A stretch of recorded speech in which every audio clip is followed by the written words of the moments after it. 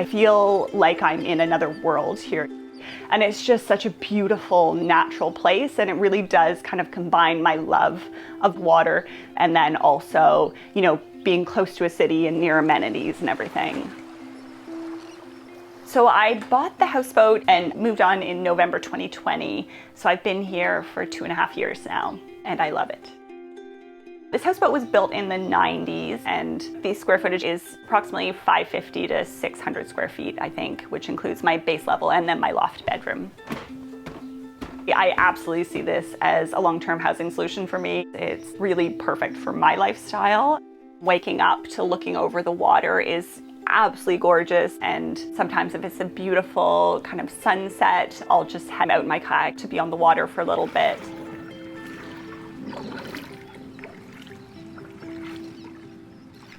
So to enter the houseboat, I have a little gangplank here. The most interesting thing is that it really varies with water levels. So we've had really low water levels throughout the whole winter. So I actually have 2 boxes that I put underneath my gangplank on this side, because if you can imagine, typically when the water's low, it's a really steep angle, and especially when there's snow and ice throughout the winter, it really needs to be closer to level to get in, otherwise it's very treacherous. And then I also have this rope here, which is just kind of to help get in and have something to hold while you're walking in, especially on those slippery, rainy days. So houseboats are on pontoons typically.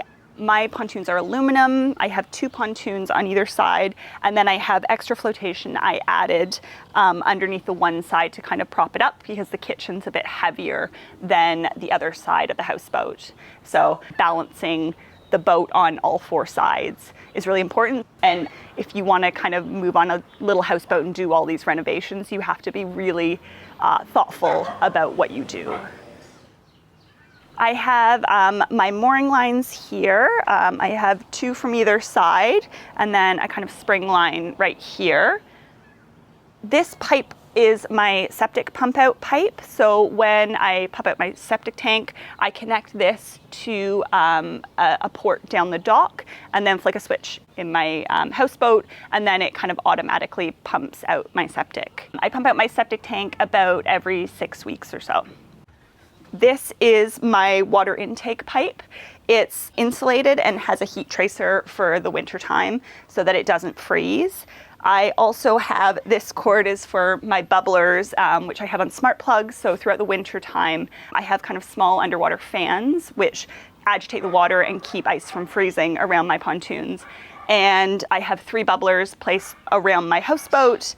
And then I have them on a smartphone app to kind of turn them on and off, and periodically throughout the night. This yellow hose is my my power cable. So I have power hookup again straight to the dock. So, you know, all in all, it's really easy because I kind of have direct hookups to everything, including Wi-Fi actually over here. I have high-speed internet connected directly to the dock, which is a rare thing, I would say. So this dock along here connects 25 float homes as well as me.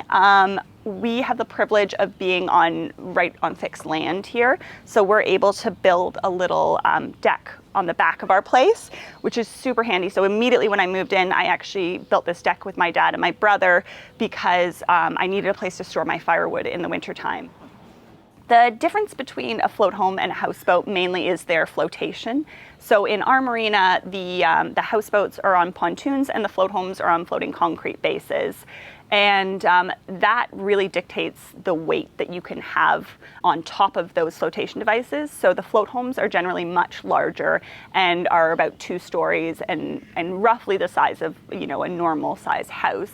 Mine couldn't hold that same weight, so the houseboat is much smaller, but they're also much more affordable, and they're about 1/3 of the price of floating homes as well.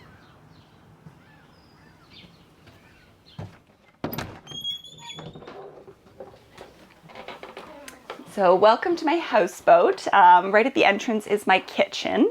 And this is kind of a small but functional tiny home kitchen. I'm a huge foodie and I love cooking. So when I first moved in, I thought, I don't know if this is actually gonna work. I don't even have a real stove, but it works out so well. And it's a really functional kitchen.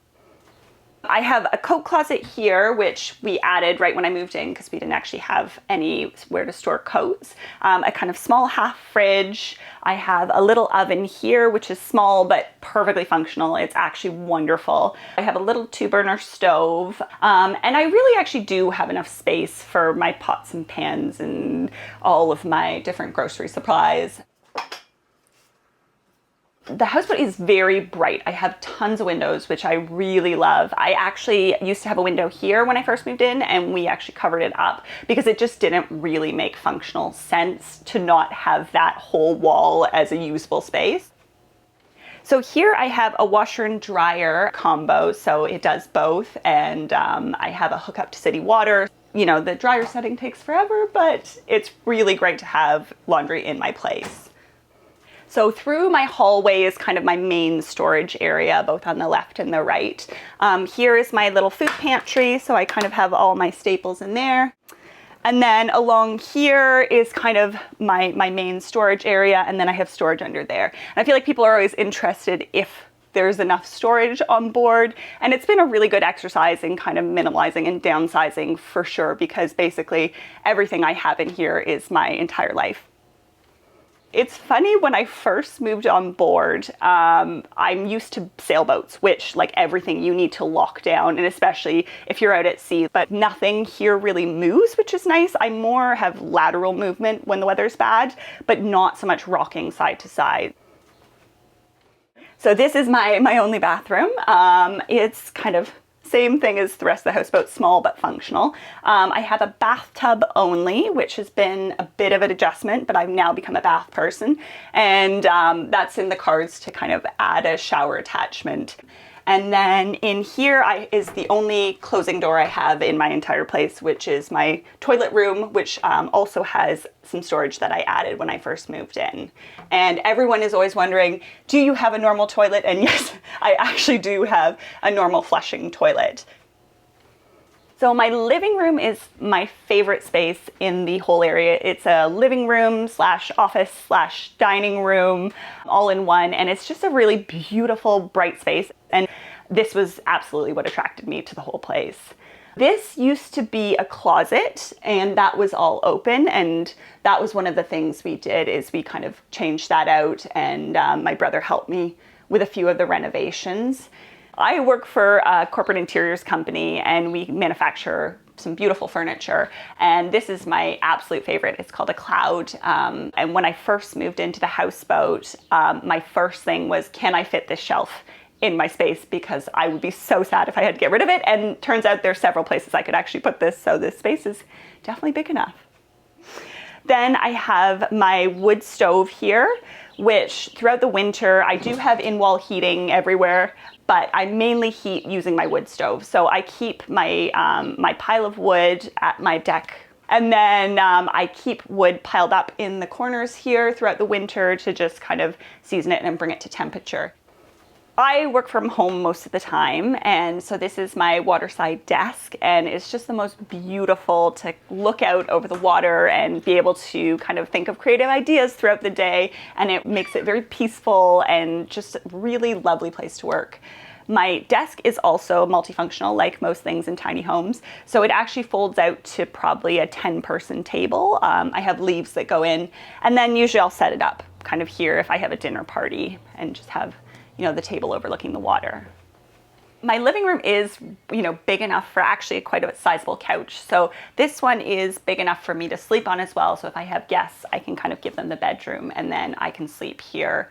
The couch is also a really lovely place to relax by the fire in the winter time, you know, with a glass of wine and a good book and the cat's curled up. It's actually very cozy.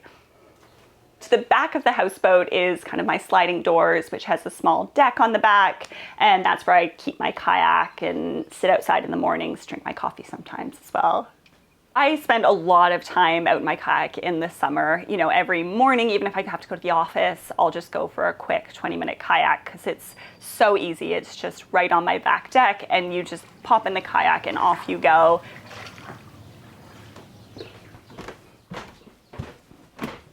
just up the stairs is the loft bedroom. This is kind of a half loft sort of area. It's incredibly bright in here, so I actually had to make some curtains and everything, because in the summer times when, you know, the sun gets up at 5:30, you need a little bit of curtains happening here. My bed's on a little bit of a pedestal, and you know, I've gotten very good at climbing in and out of the bed without hurting myself. But it's a queen size bed, so it's a solidly large bedroom and very functional. I have a hanging closet here that I put in a little while after I moved in, just because I didn't really have a hanging closet or any space for clothes there. I also have a wardrobe, so I can actually fit more clothing than I probably should. You know, I should probably get rid of one and downsize even more a bit. I have a few steps up to my outdoor deck there. The people who built this place were artists, kind of elderly artists, and they lived here for about 15 years before they sold it. So there's a few things that are slightly strange and questionable about the houseboat.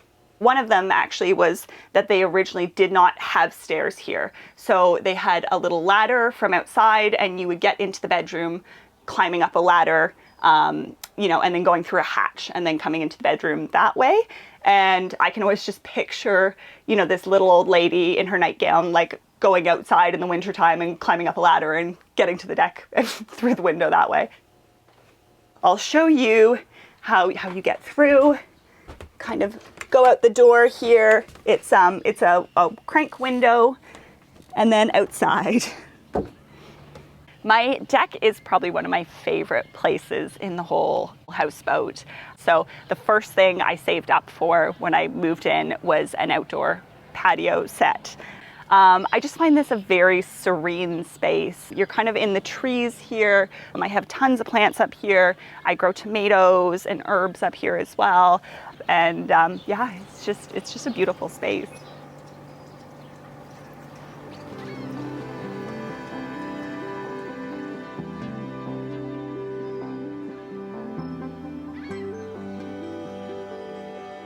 When I moved on, I had no idea what it was going to be like. Even though I lived on boats for many years, this is really a completely different beast, but it's so much better than I could ever have hoped and imagined. You know, now that I understand what needs to happen in the winter, I've got my bubblers down, you know, I just came through my third winter. I understand, you know, when to plug in the heat tracers, about heating, I've got that all sorted. So the winters now are super easy. My first winter, I had my pipes freeze twice, and I had like 10 people from my community come and help me, which was so sweet. And it kind of, you know, it really emphasized that I'm not in this alone. And then going into the summer, I mean, the summer is, I can't even truly describe how beautiful it is here in the summer. It's just so magical. But houseboat life is not for everyone, absolutely. Like, it is slightly more involved than a normal house, you know. With the firewood, sometimes I'm out there chopping wood in the winter time and bringing in the wood and building fires. The floors get quite cold because of the cool air coming through, and I think my floors are probably a little less insulated than a typical house. I do have to take my boat out usually every kind of 2 years or so to make sure the pontoons aren't rusty, and kind of sand them down and repaint any spots that need to be repainted. I need to pump out my septic tank every 6 weeks. That's something you can pay the marina to do, but I always feel like, you know, you're in this lifestyle, you absolutely should experience everything, the good and the bad. Before I moved here, I lived right in the heart of downtown Toronto. I actually lived with 3 other housemates, so, you know, this is a completely different living situation. And I did love being downtown, having access to transit, and I biked everywhere. And as soon as I moved here, I did have to get a car, because you really can't be in this area without a car. It's just too hard. But in terms of, you know, community, this is a much closer community. You know, you can't make it down the dock without chatting to at least 2 people along the way. It's an incredibly social community. Everyone knows everyone. The real estate in Toronto is wildly expensive, even to buy a condo. I mean, condos weren't even in my budget. So to buy the houseboat was really a much more affordable option for me.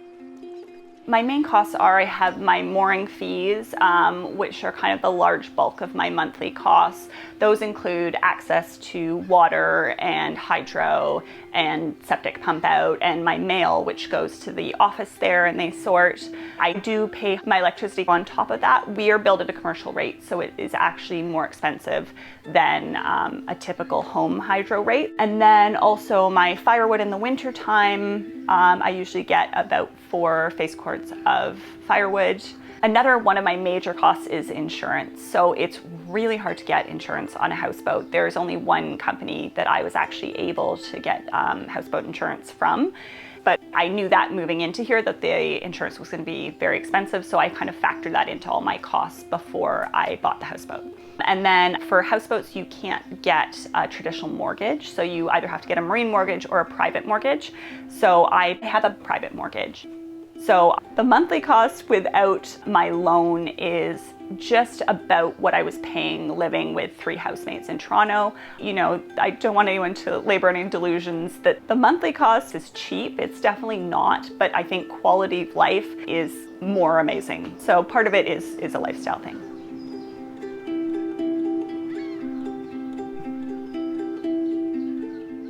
Subscribe to Exploring Alternatives, and please share this video if you liked it.